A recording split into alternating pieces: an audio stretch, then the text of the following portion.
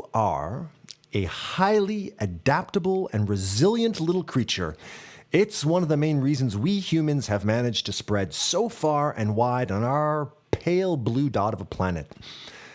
Nevertheless, there are some nasty experiences to which you will never become accustomed. They're permanent obstacles to your happiness so long as they're a part of your life. The good news: although you won't ever become so accustomed to these negative experiences that you will eliminate their negative effects, they aren't like gravity. You have some control over them. If you don't, that might be a good sign that a major change in your life is needed. So what are these obstacles? Well, there are 5 that you should know about.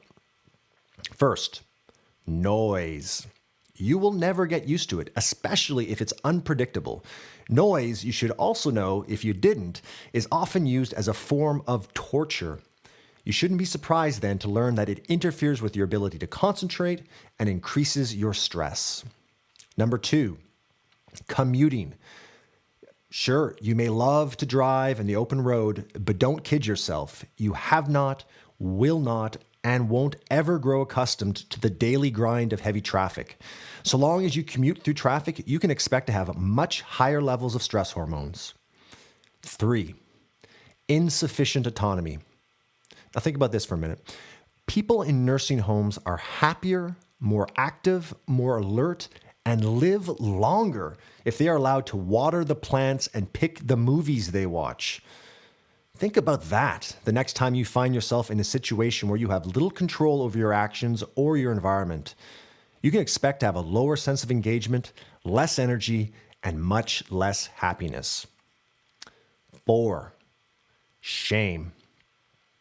Whatever its source, shame is double ungood for you. So please take whatever reasonable steps are necessary to remove it from your life.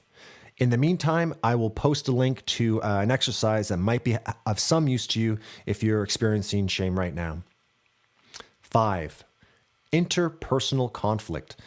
Not only is interpersonal conflict damaging when you experience it directly, it's also bad for you when you think about it. And who doesn't do that?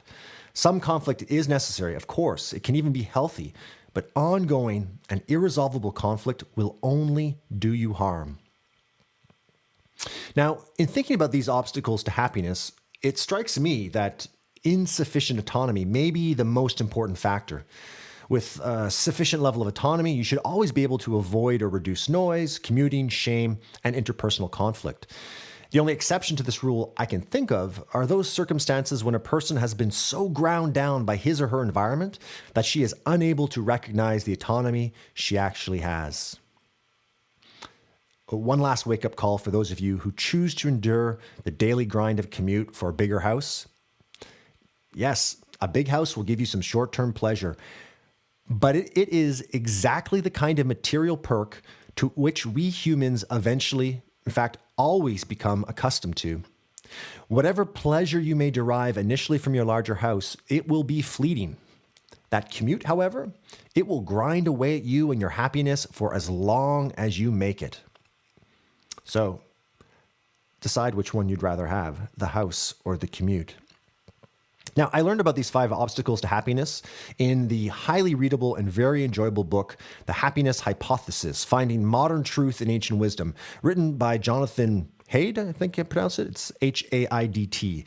It's an expert blend of old school philosophy and 21st century psychology and neuroscience.